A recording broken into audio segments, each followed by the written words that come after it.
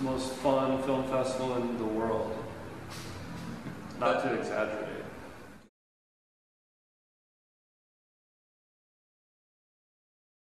I'm David Frazier, this is Sean Scanlan.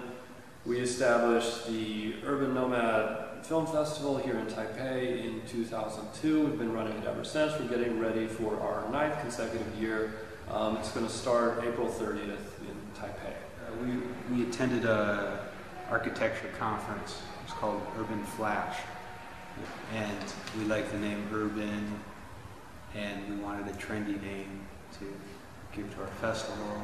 I gave David about 30 seconds to come up with a name, and that's the name we chose. There was actually one speaker at that conference named Neil Leach, a British thinker, who had introduced a paper called The Urban Nomad.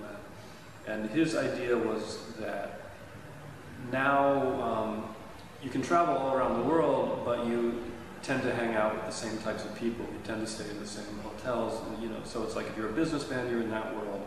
If you're a musician, you're in the musician world, etc. So he said, basically, identity is becoming more related to networks than to actual geographic locality, or that's shifting. So he said these people who were going from urban center to urban center were the new urban nomads. And we're like, yeah, that's cool, that kind of works for us. We're sort of urban nomads of our own, and maybe we can apply this to like a film community.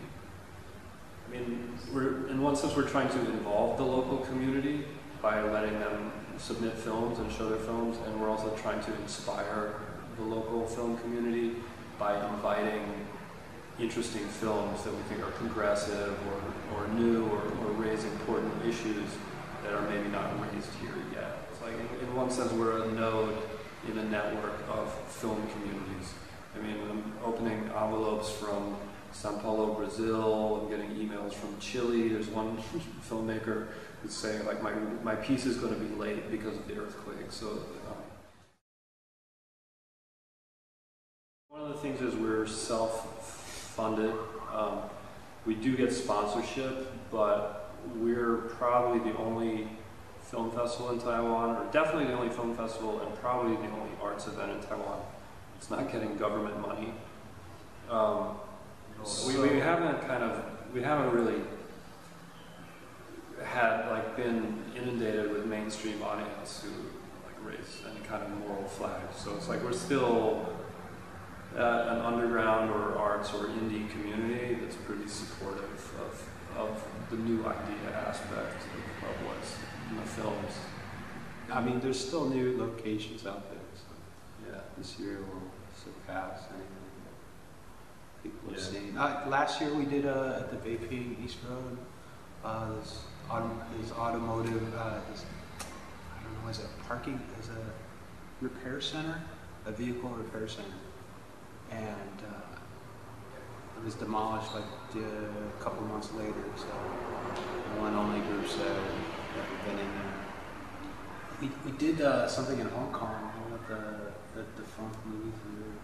Oh, that was cool too. We were in the lobby, but we rented a out of business movie theater, and one of the theaters was actually piled high with VCRs, so we couldn't show the movie in the theater because it had been turned into a storage place for VCRs. It was kind of weird. So we did the screening in the lobby with it, and it was beautiful. I think my favorite moment was Dave pulled down the screen, the huge outdoor screen at Treasure Hill, and he was the only one standing next to this huge scaffolding thing. And I looked over and saw his look on his face. He pulled it over the roof. Yeah, he was trying to secure the screen, and he actually pulled too hard, and the whole thing fell over. That was before the screening started. No, but in Treasure Hill, before it got shut down for renovation by Taipei city government, that we did it 1 year there, outdoors on the grass, with the highway bridges and stuff, and that was definitely one of the favorite locations. I think it started off, we couldn't afford it, so we just went for alternative spaces. And then once we had gone to the fabric market and asked the seamstress to sew us a screen, we had it and we discovered it's not really that hard to hang it anywhere. And with a digital projector, you don't have to be constrained by a theater to have a film festival. So basically, we just started working with really mobile, lightweight equipment, and just kind of kept going. Like, it's actually much more fun that way.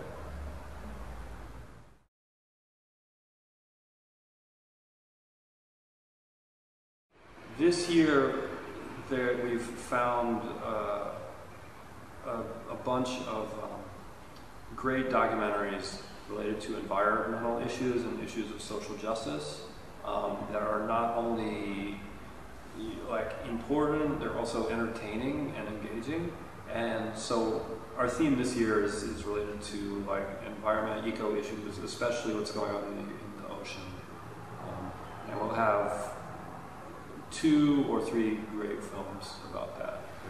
One film is about shark finning, about sharks fin soup. I think it's an important issue that some people need to be aware of. We also select films that have a tie into the community.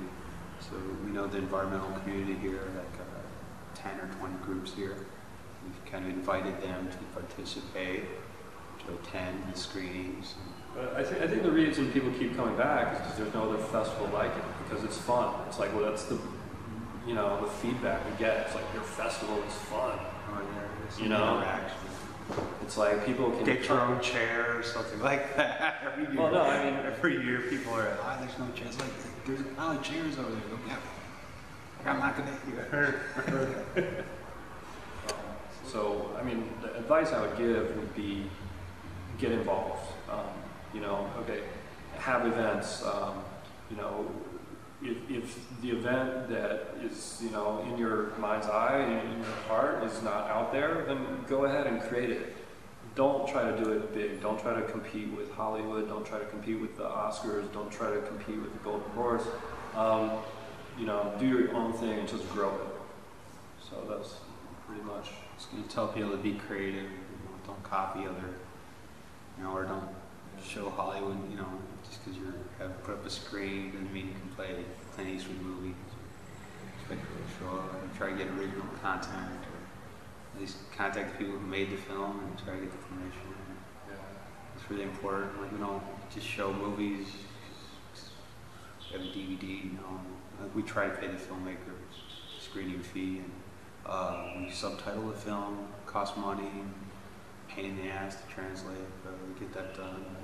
But in the end, we find it's kind of it's rewarding in a way that when you do those things, you actually have a connection with the work, and that often translates into a connection to your audience.